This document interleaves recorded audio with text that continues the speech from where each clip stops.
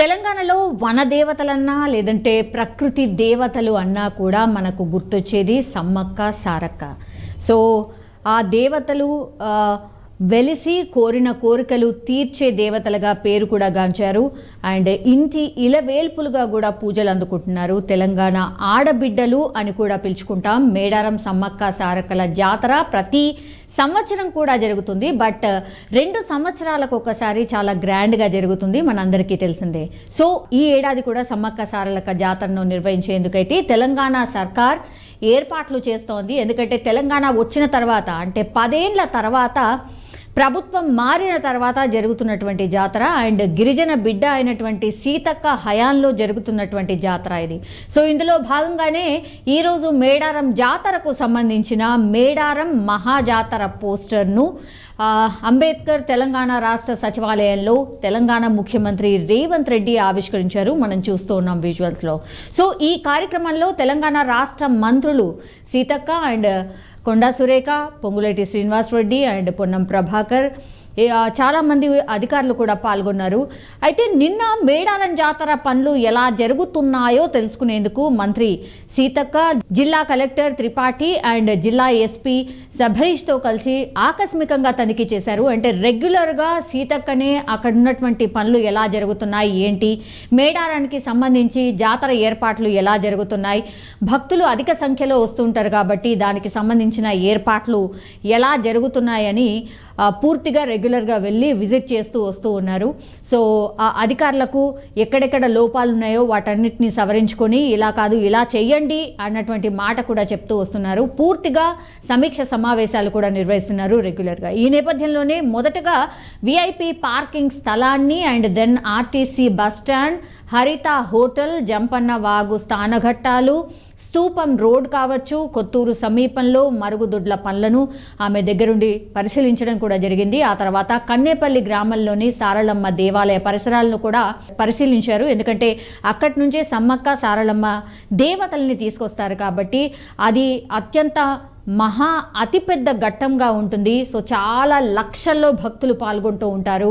So ఆ దేవాలయం దగ్గర నుంచి గద్దెల వరకు చేరుకునే వరకు కూడా పూర్తిగా ఏర్పాట్లు ఎట్లా ఉండాలి ఏంటి అని ఆమె దగ్గరుండి అధికారులకు అండ్ పనులు జరుగుతున్న తీరును పూర్తిగా ఆమె పరిశీలించి వచ్చారు. దెన్ అక్కడ స్థానిక పూజారితో కూడా మాట్లాడారు సీతక్క. దేవాలయ సమీపంలో మరుగుదొడ్లు కావచ్చు, తాగునీరు కావచ్చు అండ్ లైటింగ్ ఏర్పాట్లు కూడా చేయాలని కోరారు. ఎందుకంటే ఆ 3-4 రోజుల పాటు జాతర ఎప్పుడైతే జరుగుతుందో ఆల్మోస్ట్ కోటికి పైనే భక్తులు హాజరవుతూ ఉంటారు. మహాజాతర గిరిజన జాతరగా పిలుచుకుంటారు కాబట్టి ఒకేసారి అంత చిన్న ప్లేస్లో అన్ని లక్షల మంది ఆర్ దగ్గర కోటి మంది వస్తారు కాబట్టి తాగునీరు, మరుగుదొడ్లు, లైటింగ్ ఏర్పాట్లు కావచ్చు, రోడ్స్ కావచ్చు, వాళ్ళకు చేసే వసతులు కావచ్చు, అవన్నీ కూడా సక్రమంగా జరుగుతున్నాయా లేదా అండ్ సెక్యూరిటీ వైజ్గా కావచ్చు, విఐపీస్ చాలామంది వస్తుంటారు కాబట్టి వాళ్ళకు సంబంధించిన ఏర్పాట్లు ఎట్లా ఉన్నాయి ఏంటి అనేది రెగ్యులర్గా విజిట్ చేసి చూస్తూ ఉన్నారు. అలానే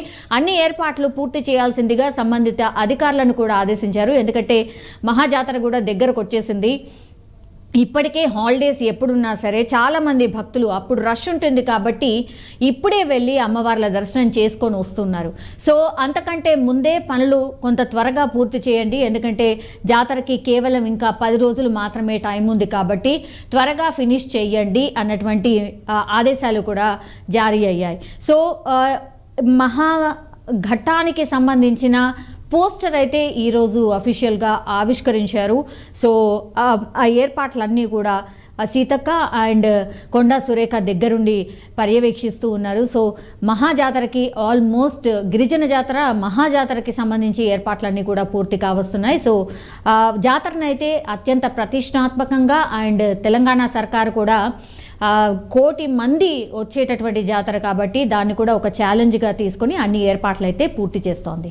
అండ్ ఇంకో అప్డేట్ దీనికి సంబంధించి ఏంటంటే యాక్చువల్లీ మహిళలకి ఇప్పుడు ఉచిత బస్ ప్రయాణం ఏదైతే ఉందో మరి ఈ జాతరకు వెళ్ళే అంటే సమ్మక్క సారల జాతరకు వెళ్ళే భక్తులకు అంటే మహిళా భక్తులు చాలామంది ఉంటారు కాబట్టి మహిళా భక్తులకు మరి చాలా ఎక్కువగా వెళ్తూ ఉంటారు కాబట్టి మరి బస్సుల సౌకర్యం కావచ్చు, లేదంటే ఈ ఆల్మోస్ట్ ఇప్పటికే 10 కోట్ల ఉచిత బస్ ప్రయాణం చేశారు మహిళలందరూ. మరి అట్లీస్ట్ ఆ జాతర టైం అప్పుడైనా మరి టికెట్ రూపంలో ఏదైనా అమౌంట్ తీసుకుందామా అన్న ప్రతిపాదన కూడా వచ్చిందట. కానీ సీతక్క కానీ లేదంటే ముఖ్యమంత్రి సీఎం రేవంత్ రెడ్డి కానీ వీళ్ళందరూ కూడా తిరస్కరించారట.